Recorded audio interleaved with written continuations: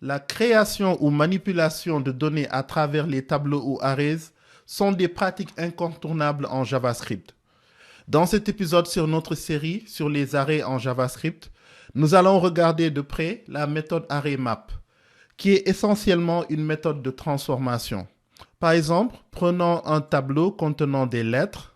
Ok, je vais copier ça et coller ici. Et disons que nous voulons transformer chaque lettre de ce tableau en majuscule. Donc, on va créer majuscule comme une variable. Et ici, on va prendre lettre .map. OK? Et pour chaque itération, on va prendre la lettre à la position de cette itération et on va simplement faire passer la fonction de transformation qui va faire un return ici et va prendre la lettre, disons lettre. Ok, je ne sais plus taper maintenant. Lettre to uppercase. D'accord. Donc, ce que ArrayMap fait très rapidement, il crée ou bien il clone le tableau original et il fait une itération sur tous les éléments du tableau. Pour chaque itération, il passe cet élément à la fonction de transformation qui est le second argument qu'on lui passe. D'accord? Donc là, voyons voir notre résultat rapidement. Donc, sauvegardons cela et ouvrons notre ligne de commande. Et ici, disons simplement node ArrayMap.js. OK. Rien ne s'affiche parce qu'on n'a pas imprimé les majuscules. Donc, disons console.log majuscule. OK.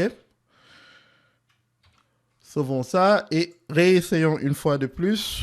Et là, on voit que toutes nos lettres sont transformées en majuscules maintenant. D'accord.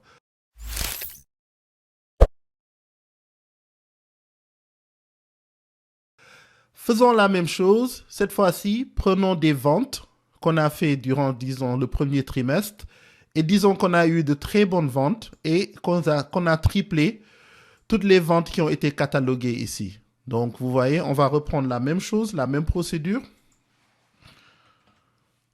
Et là, cette fois-ci, disons qu'on va avoir une variable qu'on va appeler supervente. Et pour supervente, on va faire la même chose. On va dire vente.map.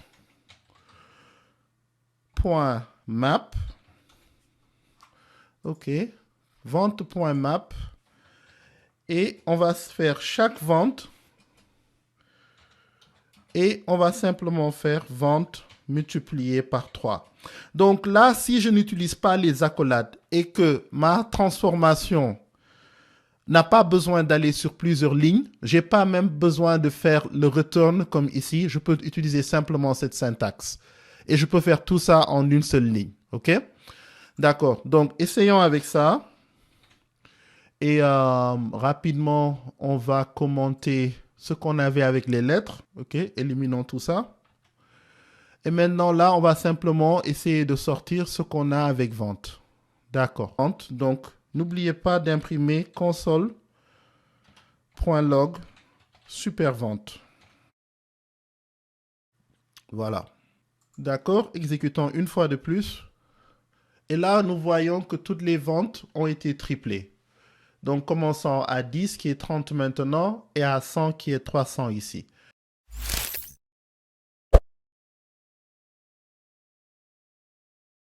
Maintenant, on va regarder une syntaxe un peu condensée qui marche dans certains cas de figure. Donc là, disons que nous avons des numéros et on voudrait que ces numéros soient doublés. Ce que je vais faire en premier, je vais créer une nouvelle fonction qu'on va appeler multiply by 2. OK? Et multiply by 2 va prendre un seul paramètre qui sera x. Et en retour, il nous donne return x multiplié par 2. D'accord. Donc, quand on lui passe quelque chose, il prend cela assumons que ce sera toujours des chiffres ici. On n'aura pas à faire de test unitaire pour le moment. D'accord. Maintenant, on va créer une nouvelle variable. Appelons-le doubles. Et on va dire cette fois-ci, prenons d'abord une copie de nos numéros ici. Et juste collons-le ici. OK. Et maintenant, double sera numéro.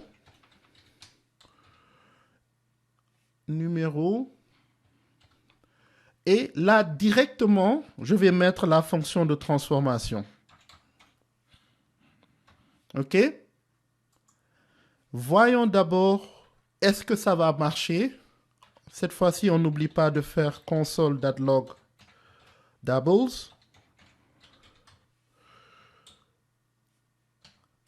OK. Voyons voir d'abord si ça va marcher. Donc, on élimine les ventes. On a fini avec cet exercice. On va sur doubles. Et là, j'ai simplement mis la fonction de transformation directement.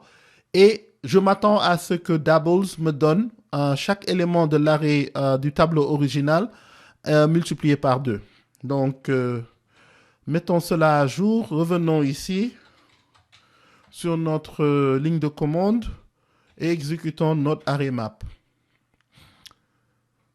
OK, on a une erreur et ils disent que numéro n'est pas une fonction. Voilà, non. Qu'est-ce que j'ai fait ici? Non, numéro.map, c'est ce que j'ai besoin de faire. Donc, excusez le live coding. Donc, numéro.map et je passe la fonction de transformation. Voilà, donc CTRL S. Là, on enlève tout ça. Et on revient encore une fois de plus. Et cette fois-ci, on a tous nos chiffres qui ont été multipliés par 2. Maintenant, pourquoi ça a marché? Quand on passe une fonction comme argument à ArrayMap, celle-ci la reconnaît comme telle et lui passe chaque élément du tableau comme argument pour la transformation. Faites très attention. Ça ne marche que si la fonction de transformation multiply by 2, dans ce cas, par exemple, ne prend qu'un seul paramètre. OK? Parce qu'on va le voir dans l'exercice prochain. Avec map, on peut passer jusqu'à 4 paramètres. Donc, quand vous avez un seul paramètre et que ArrayMap va prendre et itérer sur chaque élément du tableau, il va de façon implicite le passer à votre fonction de transformation. Donc ça, par exemple, c'est pour ça que ça marche. Et il y a un terme technique qu'on associe à cette syntaxe qui s'appelle point-free composition.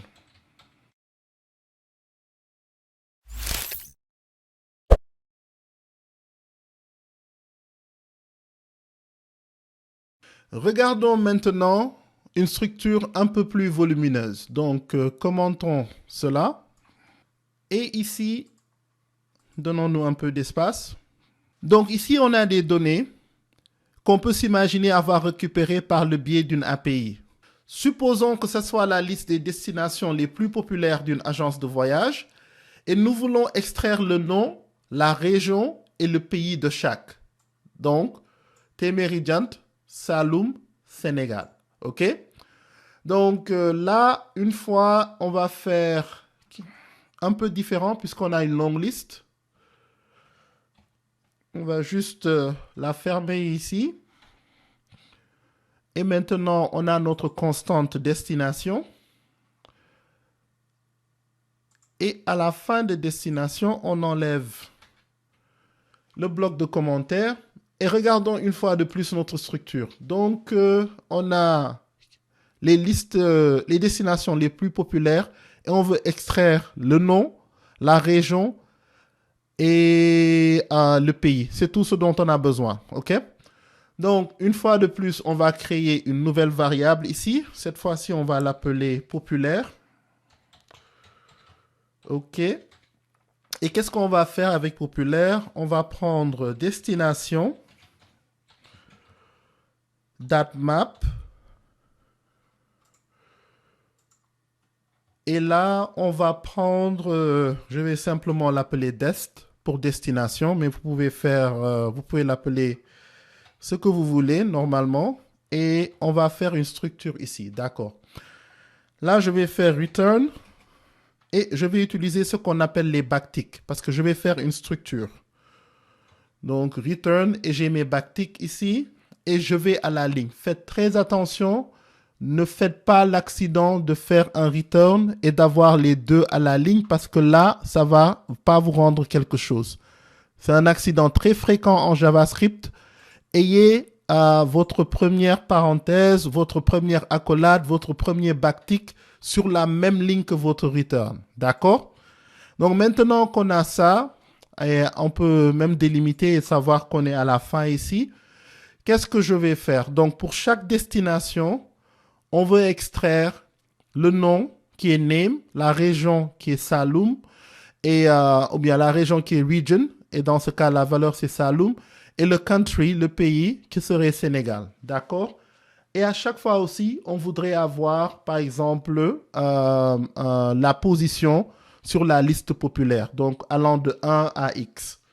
Donc, un second argument, je vous avais dit que map prenait jusqu'à 4 arguments. Donc, là, on va passer la position. Et la position va toujours commencer à 0. D'accord? Maintenant, dans notre structure ici, on va faire position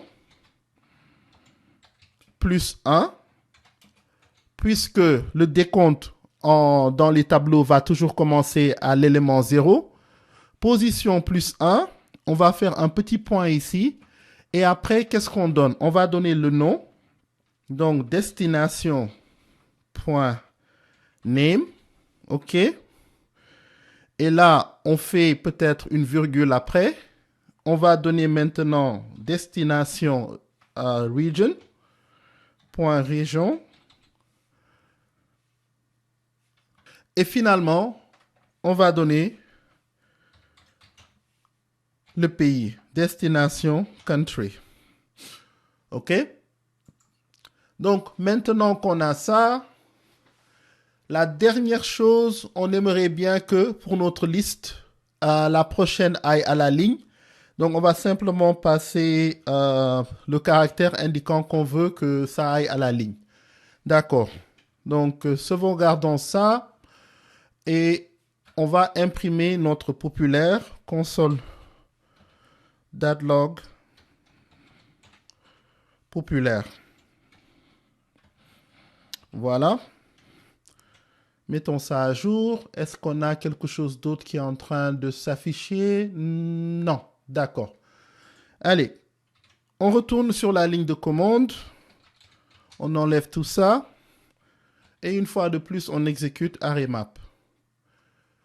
Et là, vous voyez, on a la liste qui vient, mais on l'a sous forme de tableau. D'accord? Vous voyez qu'on a une liste qui nous revient, mais on l'a sous forme de tableau. OK? Donc, qu'est-ce qu'on va faire pour avoir le format dont on a besoin? Et ce qui est très fréquent quand vous allez utiliser arraymap, par exemple, dans des structures HTML et autres, on va utiliser un autre assistant ici, comme je les appelle, et qui s'appelle join. OK? Donc, là, à la fin, on pourrait le faire juste ici, de populaire, ou bien on pourrait le faire ici. Donc, on va faire populaire.join, qui est une autre méthode de l'array et qui nous permet simplement de formater la liaison entre les éléments de ce tableau-là. Voilà, donc pour la liaison ici, qu'est-ce qu'on va faire? On va simplement enlever, comment dirais-je, on va simplement avoir un espace vide. Donc, on n'aura plus, comment dirais-je, ce tableau. Il va maintenant le transformer en chaîne de caractères. Et entre les éléments, il n'y aura, par exemple, pas de délimitation. D'accord? Donc, on va parler de join dans un autre épisode. Mais pour simplement être très bref sur celui-là, ça nous permet de transformer notre, comment dirais-je, ça nous permet de transformer notre tableau maintenant en une gigantesque chaîne de caractères. OK? Donc, prenons ça, retournons sur la ligne de commande et donnons-nous un peu d'espace une fois de plus. Et là, regardons ce qu'on a maintenant au final. Et vous voyez, voilà. Donc, au final, maintenant, on a notre liste des destinations les plus populaires numérotées de 1 à X. Donc, c'est tout ce que j'avais pour vous aujourd'hui. Une fois de plus, comme rappel, ArrayMap est ce qu'on appelle une méthode de transformation. Il garde ce qui est très important. Il garde une chose à retenir. Il ne change pas le tableau original. Il fait un clone de ce tableau-là et fait une itération sur chaque élément. On peut l'utiliser pour faire une transformation simple. On peut l'utiliser avec une syntaxe condensée pour faire tout autre type de transformation aussi longtemps qu'on a la fonction qu'il faut. Et surtout, dans les cas où on est en train de créer des interfaces de façon dynamique, on peut l'utiliser pour faire du markup en HTML. Ça conclut notre exercice sur ArrayMap. J'espère que vous avez adoré et n'oubliez surtout pas de vous abonner si vous ne l'avez déjà fait et d'activer vos notifications. À très bientôt.